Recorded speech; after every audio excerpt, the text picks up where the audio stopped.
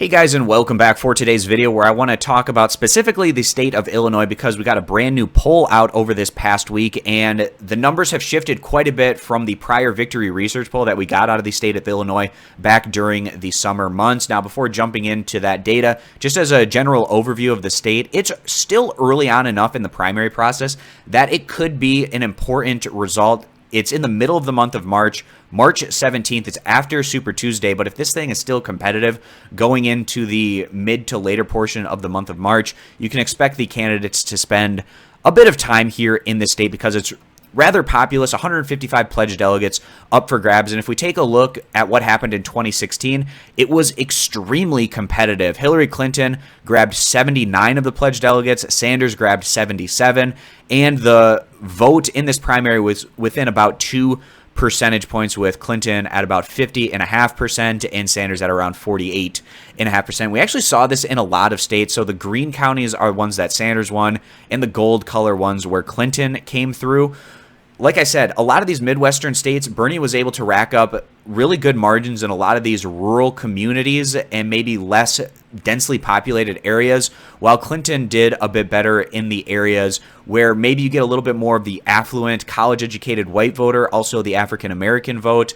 And if we're heading towards a similar type of race in 2020 potentially, where these gold counties are probably going to be where Biden and Buttigieg do their best, and these green counties are probably going to be where Sanders and Warren tend to get a good amount of their vote. So looking at the numbers that we just got out over this past week from Victory Research, and it's a relatively strong sample size, around 1,200 respondents, a margin of error of around plus or minus 2.8 percentage points. Biden's still in first place, and before even looking at the numbers, you'd probably expect specifically Joe Biden and Pete Buttigieg to do well in the polling in Illinois.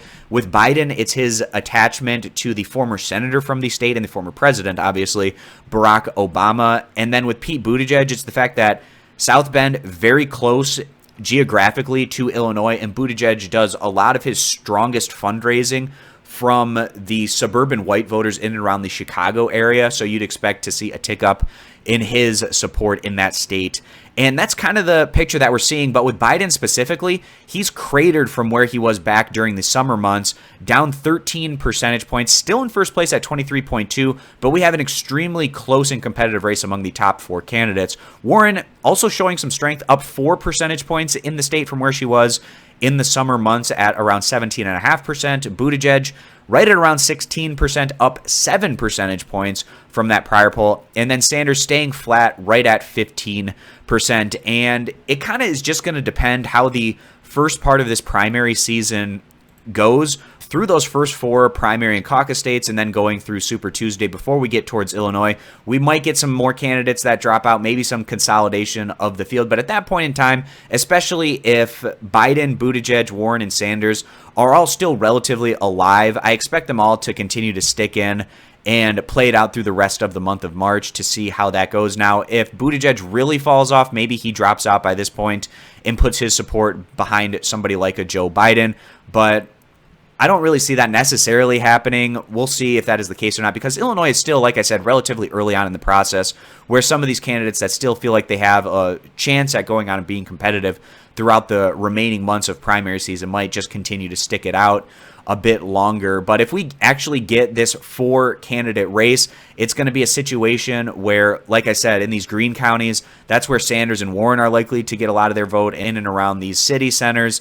That's probably where Biden and Buttigieg are able to pick up more of their support in what could be a pretty close 4-candidate race, maybe all of them crossing that 15 percentage point threshold needed to divvy up those pledged delegates. And it's really hard to predict this one so far out, especially given the fact that what happens in Illinois is going to be affected more than likely on what happens in the primaries leading up to this middle portion of the month of March. But if I had to put money on it right now, on who's going to finish first, second, and third, I'd probably say Joe Biden is still going to finish first, even though he's cratered back 13 points from where he was in the prior Illinois poll that we got back during the summer. And I feel like that's going to be the case given the fact that his strong ties to Obama, who is a very important and influential figure in a state like Illinois, that probably helps him. Also, his strong ties to potentially getting that African-American vote in and around the Chicago area likely boosts Biden. And in 2016, Clinton, the more establishment figure, even though she was really close with Bernie Sanders, still was able to get across the finish line and win the majority of the vote in the state. So I'd probably put Biden just as a slight hair above the rest of the field to go on and win Illinois. And second, I'd probably still put Bernie Sanders. He is in fourth place in this poll, but it's within the margin of error and extremely close between second and fourth place. And also potentially him having relative strength earlier on in the process in some of these states could boost his chances in later on primary states.